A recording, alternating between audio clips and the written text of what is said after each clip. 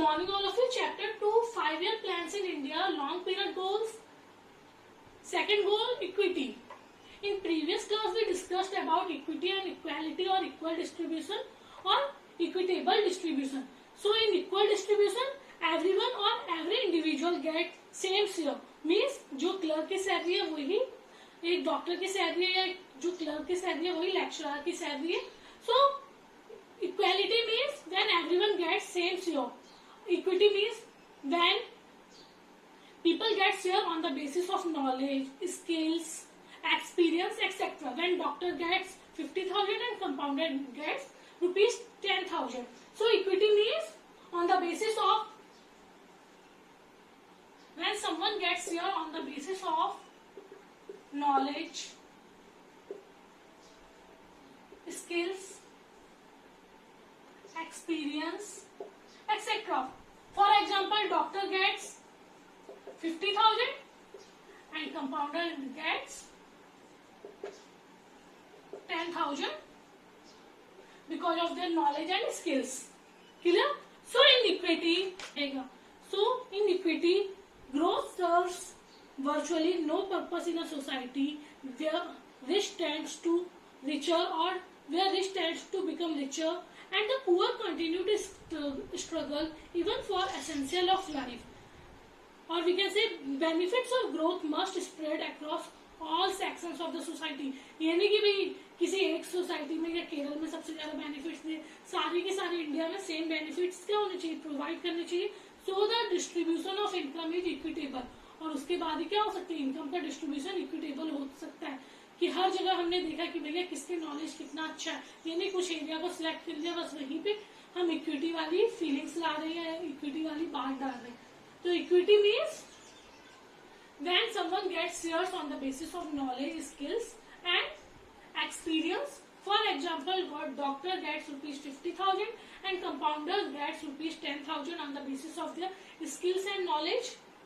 And similarly, in equity growth serves virtually no purpose in a society where rich tends to become richer and the poor continue to struggle even for essential of life. Or we can say benefit of growth must spread across all sections of the society so that the distribution of income become equitable. Clear?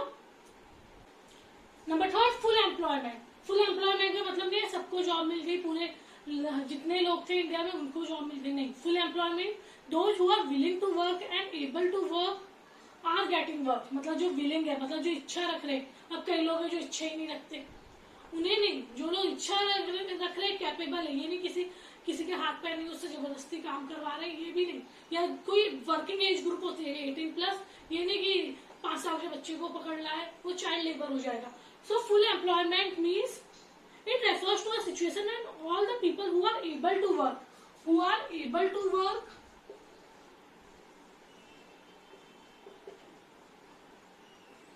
and willing to work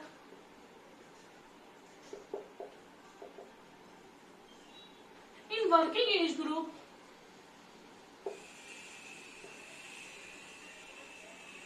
are getting work. So full employment का मतलब ये नहीं कि zero unemployment कि भैया सबको काम मिल गया. उन लोगों को काम मिला जो काम करने की इच्छा रख रहे, ऐसे लोग जिन्हें जो काम करने की इच्छा रखते थे उन सबको जॉब मिल गई. So full employment means those who are able to work, willing to work in working age group. और एक एज ग्रुप होनी चाहिए जिसमें 80+ से ऊपर वाले लोगों को या 70 या 60+ से ऊपर वाले लोगों को इंक्लूड नहीं किया जाता, साथ ही साथ बच्चों को इंक्लूड नहीं किया जाता. So full employment means it refers to a situation when all the people who are able to work and willing to work in working age group are getting work at market wage rate. जो market में wages चल रहे हैं उसी पे क्या है, तैयार है काम करने के लिए. In other words, those who are able to work and willing to work must get work. जो काम करना चाह रहे हैं और कैपेबल है उन्हें क्या मिल रहा है, काम मिल रहा है. जो objective of full employment, main objective क्या है फुल एम्प्लॉयमेंट का, जितने ज्यादा लोगों को जॉब मिलेगी उतना ज्यादा कंट्री का क्या होगा, इकोनॉमिक ग्रोथ होगा, उतनी ज्यादा हमारी कंट्री से अनएम्प्लॉयमेंट क्या होगी, रिड्यूस होगी, और उतना ज्यादा हम क्या कर सकेंगे, पार्टिसिपेट कर सकेंगे गवर्नमेंट एक्टिविटीज में या कंट्री की जो एक्टिविटीज है उसमें. So the objective of full employment focuses on economic growth. It implies more and more people. ज्यादा से ज्यादा पीपल क्या कर पाएंगे, ग्रोथ है इकोनॉमिक ग्रोथ के प्रोसेस में क्या कर पाएंगे, पार्टिसिपेट कर पाएंगे. And benefits of growth must be shared across wider section of the society. और जो लोग काम करना चाह रहे हैं सबको जॉब मिल रही है तो क्या होगा, ये नहीं सिर्फ रिचर सेक्शन को देखा जा रहा है या कुछ एरिया को देखा जा रहा है. जितने लोग किसी भी एरिया में काम करना चाह रहे हैं उन्हें जॉब मिल रही है तो क्या होगा, वाइडर सेक्शन में क्या होगा, इकोनॉमिक ग्रोथ होगा. So full employment, those who are able to work, willing to work, must get work is known as full employment. The main objective of full employment, economic growth, and number second, reduce unemployment. Clear? Number four, modernization. Modernization means adoption of modern technology and removal of backward technology. So modernization refers to updation and adoption of modern technology in the process of growth. Updation and adoption of modern technology in the process of growth. Or we can say adoption of modern technology and removal of backward technology. Modern age is the age of science and inventions. जो modern age है, जो अभी का age है, वो कौन सी as है, science का एज है, इन्वेंशंस का एज है. Science has offered us new way two of doing things. और साइंस ने हमें बहुत सारी ऐसी चीजें दी है कि हम नए तरीके से या दूसरे तरीके से काम को कर सकते हैं. Such that productivity in firms and factory has indicated an exponential increase over time. और यही कारण है ट्रैक्टर्स आए, ट्यूबवेल्स आए, हार्वेस्टर्स आए, जिससे हमारी ये मॉडर्न टेक्नोलॉजी है. ट्रैक्टर पहले बैलगाड़ी चलती थी, उससे पहले इंसान खुद ही क्या करता था, खेती करता था, अपने थ्रू ही हल खुद ही चलाता था, फिर बैलगाड़ी. अब ट्रैक्टर से न्यू टेक्निक्स आ गई है. सो धीरे धीरे साइंस और इन्वेंशन की जो एज है उसने बहुत सारी ऐसी चीजें दी है जिससे हमारा प्रोडक्शन भी बढ़ रहा है और हमारी प्रोडक्टिविटी भी बढ़ रही है. गुड, मतलब सबसे अच्छा एग्जाम्पल यहाँ पे ग्रीन रेवोल्यूशन है. ग्रीन रेवोल्यूशन क्या था, high yielding variety of seeds का यूज करना. जो अच्छी किस्म के सीड्स थे उनका यूज करना, अच्छी फर्टिलाइजर्स का यूज करना.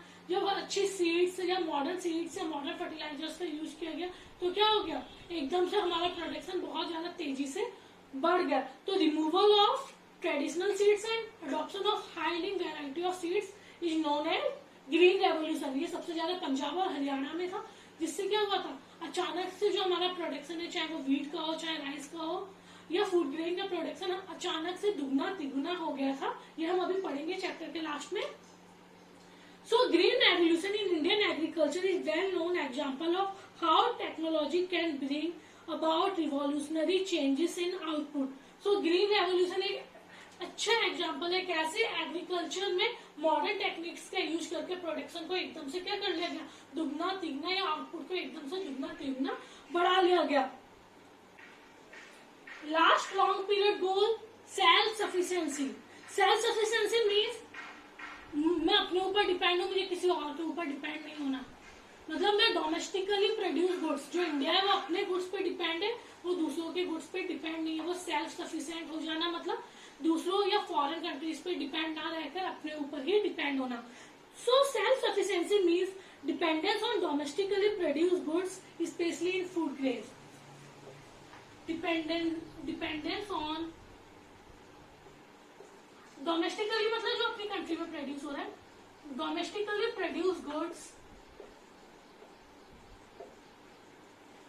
Specially food grains. So self-sufficiency means dependence on domestically produced goods, especially food grains. This goal was accorded a high priority during the first 7 plans. और first 7 plans में हर बार यही बात की गई.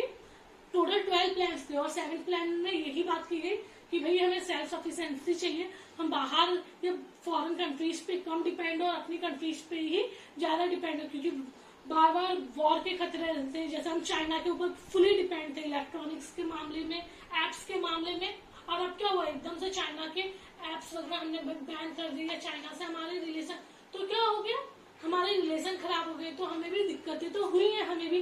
सो डिपेंडेंस ऑन डोमेस्टिकली प्रोड्यूस, तो पहले से हम क्या अपनी ही कंट्री के गुड्स पे डिपेंड, जैसे अभी ऐप बन रहे हैं इंडिया के, या अभी इंडिया के इलेक्ट्रॉनिक्स बन रहे हैं, वैसे पहले भी बन सकते थे। तो main self sufficiency means dependence on domestically produce goods specially food grains. और ये मेन गोल था फर्स्ट 7 ईयर प्लान्स का। तो फर्स्ट 7 प्लान्स थे, टोटल 12 प्लान्स थे, और स्टार्टिंग के जो भी 7 प्लान्स थे उसमें उसका मेन गोल क्या था, self sufficiency. The basic idea was not to expose Indian economy to political pressures from rest of the world, simply because we are dependent upon them for the supply of essential goods. और हम नहीं चाहते थे कि दूसरी countries का political pressure हम पे पड़े, ये मत करो ये करो, क्यों, और ऐसा पड़ेगा ही क्योंकि हम क्या थे, उन पे डिपेंड थे एसेंशियल गुड्स के लिए, वो हमारे एसेंशियल गुड्स बंद कर देंगे, तो हमारे ऊपर ये दबाव ना पड़े, तो हमें क्या करना चाहिए, अपनी कंट्री में ही गुड्स प्रोड्यूस करना चाहिए, अब्रॉड या फॉरेन कंट्रीज से मंगाने से अच्छा। It happened in 1965 when USA threatened to stop exports, और ये 1965 में हो गया था जब यूएसए को लगा था अगर वो फूड ग्रेन्स वगैरह एक्सपोर्ट करता रहेगा तो क्या होगा, उसका फूड ग्रेन्स खत्म हो जाएगा, तो उसने एकदम से क्या कर दिया था, इंडिया को फूड ग्रेन्स वगैरह देना बंद कर दिया था। तो एकदम से इंडिया में क्या क्राइसिस वाली कंडीशन आ गई थी, तो ये हमारी कंट्री में 1965 में हो चुका है। It happened in India in 1965 when USA threatened to stop exports of food grain to India if it did not stop the war with Pakistan। मतलब उसने कह दिया था कि भैया हम अपने फूड ग्रेन्स वगैरह क्या कर देंगे, बंद कर देंगे, अगर आपने पाकिस्तान से वॉर क्या नहीं की, बंद की, मतलब हम दूसरे पर डिपेंड है तो दूसरा हम पे प्रेशर डालेगा ही, तो हमें ऐसे गुड्स प्रोड्यूस करने चाहिए जो हमारी कंट्री में ही प्रोड्यूस हो, हमें दूसरी कंट्रीज पे डिपेंड होना ही नहीं चाहिए। Now India became self-sufficient in food grain। अब इंडिया के पास इतना फूड ग्रेन है कि वो अपने आराम से क्या कर सकता है, फूड ग्रेन खुद भी पूरी पॉपुलेशन को भी दे सकता है, साथ ही साथ वो फूड ग्रेन्स को एक्सपोर्ट्स भी कर सकता है।